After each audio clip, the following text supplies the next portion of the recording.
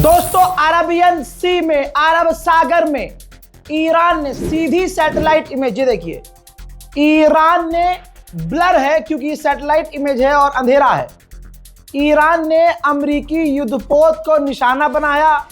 Satellite image से साफ नजर आ रहा है कि युद्धपोत में आग लगी है। अमेरिका का युद्धपोत तबाह हुआ है।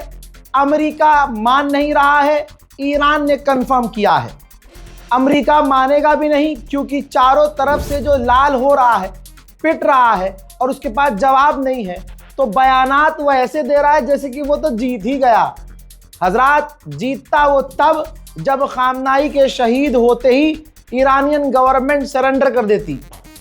अभी तक ईरान ना झुका है ना रुका है। लीजिए, बड़ी बड़ी खबर इस एक वीडियो में दे रहा हूं, शेयर कर दीजिएगा।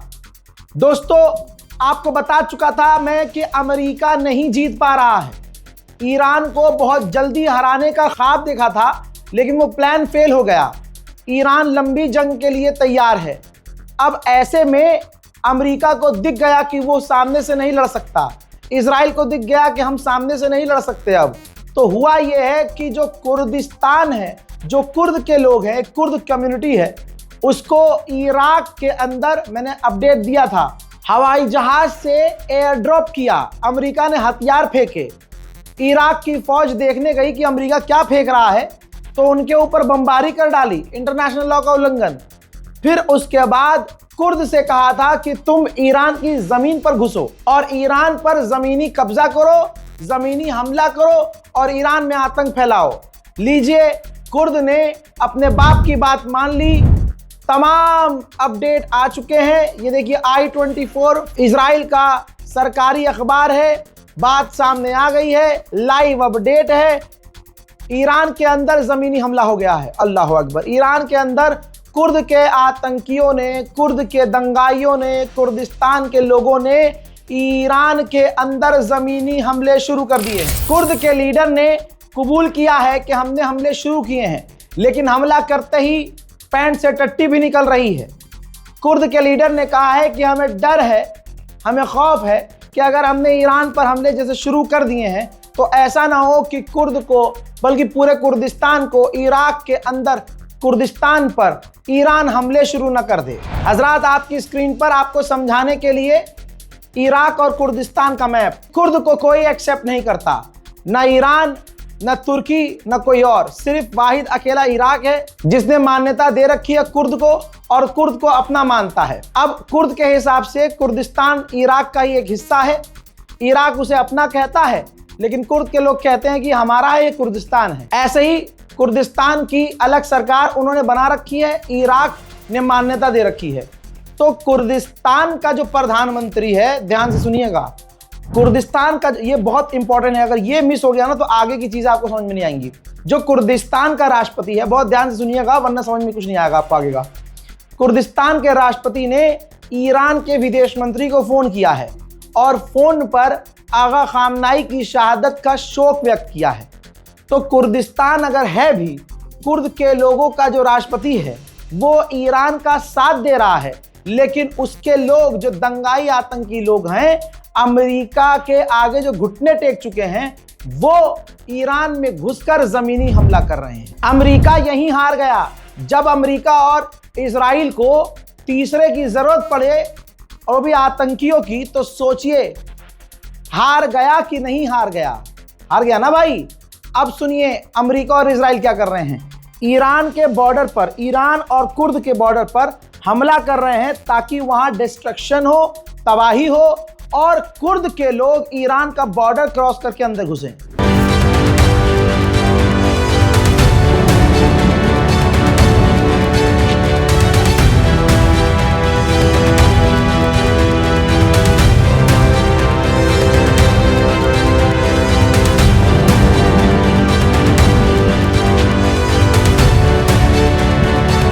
वहीं अमेरिका, सऊदी अरब दोनों मिलकर कुछ बड़ा प्लान कर रहे हैं। अमेरिका के विदेश मंत्री ने सऊदी अरब के विदेश मंत्री से फोन पर बात की है। खामनाई को तो छीन लिया, लेकिन खामनाई के लाल ने, हैदर के लाल ने, जिनको तुम काफिर कहते थे, उन्होंने तुम्हें करबला याद दिला दी, उन्होंने तुम्हें हुजूर के ज़माने की जंग याद दिला दी।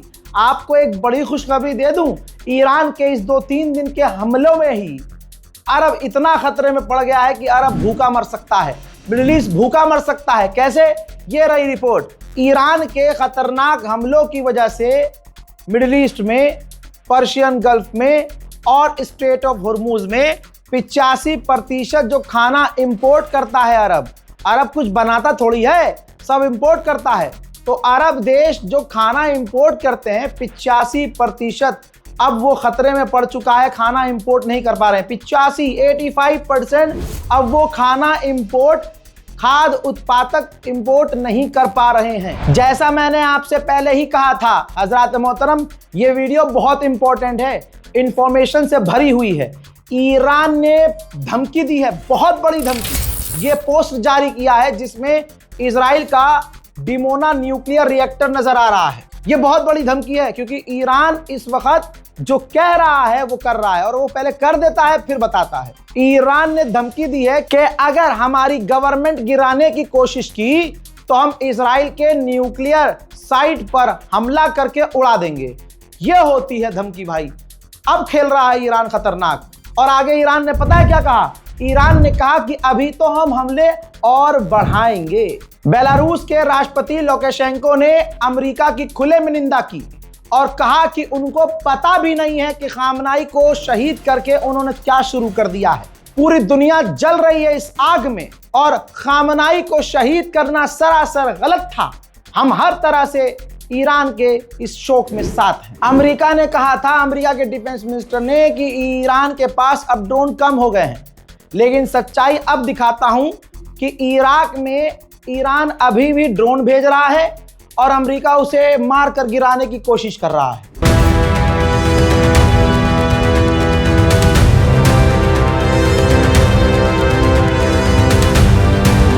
सच मुंह से CNN के निकल गया। आप लोगों को ईमान का वास्ता है, शेयर कीजिएगा क्योंकि ये खबरें दबाई जा रही हैं। CNN लाइव रिपोर्टिंग कर रहा था तेल अवीव से। लाइव रिपोर्ट करते करते पीछे से मिसाइल आने लगी तो पत्रकार ने कहा कि यहां मिसाइलें आ रही हैं लेकिन हम आपको दिखा नहीं सकते क्योंकि गवर्नमेंट ऑफ इजराइल ने मना किया हुआ। ईरान की एक एक बात सच साबित हो रही है। डोनाल्ड ट्रंप ने अब बयान में कहा है कि उनकी लीडरशिप मारी जा रही है। जो भी अगला लीडर बनने वाला है वो सब मिट रहे हैं, और अगर हम हमला ना करते तो ईरान पहले इजराइल पर हमला कर देता। अमेरिका पर हमला तो नहीं करता, इजराइल पे करता। तो ये बात क्लियर हो गई। जो ईरान के विदेश मंत्री ने कहा कि ये जंग इजराइल की थी, अमेरिका ने अमेरिका फर्स्ट को खत्म करके इजराइल फर्स्ट रखा। ये नीति रखी कि हमारे लिए इजराइल पहले है, अमेरिका बाद में।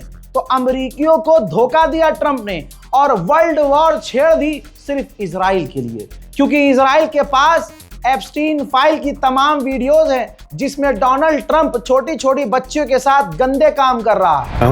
And their leadership is just rapidly going. Everybody that seems to want to be a leader, they end up dead. And it's an amazing thing that's taking place. Years they've been killing our people and killing people from all over the world, and I think we have great support. And I think if we didn't do it first, they would have done it to Israel and give us a shot if that was possible. आप शैतान की strategy समझिए। Israel border पर हमला कर रहा है ताकि आतंकवादी घुस सकें। ठीक, पहला अपडेट जो वो कर रहा है।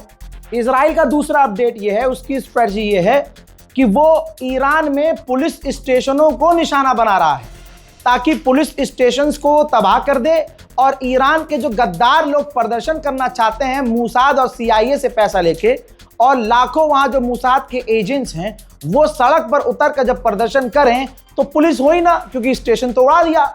ये इजराइल की नीति देखिए कितनी खतरनाक है। ऐसे दो शैतानों के सामने 2 मिनट भी टिकना कितना खतरनाक है। लेकिन ईरान ने 2 दिन में पूरा मिडिल ईस्ट हिला दिया। और एक वो है, समझ रहे हैं ना किसकी बात कर रहा हूं? हाँ, एक वो है 2 कॉल पर हगीज में हक देता है। ऐसा बजाया है ईरान ने अरब के नेताओं को और अरब में अमेरिकी साइट्स को कि अरब लीग रोने लगा। अरब लीग ने पहला स्टेटमेंट जारी किया है और ईरान से रिक्वेस्ट की है कि अब और हमले बंद कर दो यार अरब पर। हाँ, रिक्वेस्ट की है कि अरब पर हमले अब बंद कर दो। हजरात, एक नेता है, उसके घर पर कभी खाना खाने मत जाना, क्योंकि जब तुम उसके यहाँ जाओगे और जब खा पी के वहाँ से निकलोगे, उसकी गली में तुम पर हमला होगा, लेकिन वो पलट कर मुर्दा देखेगा भी नहीं तुम्हें। ईरान का युद्धपोत अमेरिका ने श्रीलंका के समुद्री इलाके में उड़ाया जो भारत से वापस जा रहा था। तब भारत के अंदर यही मोदी दोगली सरकार ईरान को अपना मित्र बता रही थी, और जब उनके दोस्तों को, 100 से ज्यादा दोस्तों को श्रीलंका के करीब मार दिया तो मोदी ने मुंह फेर लिया। एक ट्वीट तक नहीं। क्यों? डर देखो आप, डर कितना डरा हुआ है प्रधानमंत्री हमारा कि एक शोक व्यक्त नहीं कर रहा है, ये तक नहीं कह रहा है, ईरान से फोन पर बात ही नहीं कर रहा कि भैया ये जंग खत्म होनी चाहिए, बीच का बयान भी नहीं दे रहा है। लेकिन भारत के गद्दार मुसलमान फिर भी उसे ही वोट देंगे। हैं बहुत गद्दार, मिलेंगे आपको। अल्लाह अकबर। मेरे दोस्तों, ये श्रीलंका से तस्वीर आई है। श्रीलंका ने बेचारे ने जैसे तैसे, श्रीलंका की नेवी ने ईरान के जो फौजी, जो युद्धपोत था, जो मारे गए फौजी नेवल ऑफिसर्स, 100 से ज्यादा लाशों को ढूंढ कर निकाला है और अभी ऑपरेशन जारी है। वहीं ईरान ने एक आधिकारिक वीडियो जारी कर दिया है, शेयर कीजिएगा, क्योंकि ये ईरान की इंफॉर्मेशन है और ईरान की इंफॉर्मेशन को दबाने की कोशिश की जा रही है। भारत के मुसलमान, कुछ क्रिएटर्स भारत के मुसलमानों के इमोशन का इस्तेमाल करके फेक न्यूज़ भी फैला रहे हैं। सही इंफॉर्मेशन शेयर कीजिए ताकि ईरान को सपोर्ट मिले। ईरान ने ये वीडियो जारी किया है कि मिडिल ईस्ट में, अरब में और इजराइल में कहां कहां उसने निशाना बनाया है, कहां कहां उसने हमला किया है। ध्यान से देखिए इस वीडियो को। बहुत हम मेन पार्ट लगा रहे हैं क्योंकि यह वीडियो काफी लंबा है। अरब देशों में अमेरिका के जो एयरबेसेस हैं, जो अमेरिका की एक्सेसरीज हैं, जो अमेरिका के ठिकाने हैं, इजराइल के ठिकाने हैं, और खासकर इजराइल जहां जहां भी हमला किया है, ईरान ने सबकी जानकारी इस वीडियो में मैप पर दिखाई है। हजरात मोहतरम, अब कमाल की बात सुनिए। ये व्हाइट हाउस की प्रवक्ता है, व्हाइट हाउस की ऑफिशियल प्रवक्ता। इसने पता है क्या कहा है, सुनिए। The president had a feeling, again based on fact, that Iran was going to strike the United States, was going to strike our assets in the region, and he made a determination to launch Operation Epic Fury based on all of those reasons. पता है इसने क्या कहा? इसका कहने का मतलब ये है, मतलब क्या कहा इसने, यही है कि डोनाल्ड ट्रंप को फीलिंग्स आ रही थी कि ईरान अमेरिका पर हमला करने वाला है, इसलिए डोनाल्ड ट्रंप ने ईरान पर हमला। तेरी बहन की तरह तू छोड़ दो, सब देखते हैं यार, देखते हो कुछ भी बोले जा रहे हैं, अब छोड़ दो तू। अरे नहीं भाई नहीं।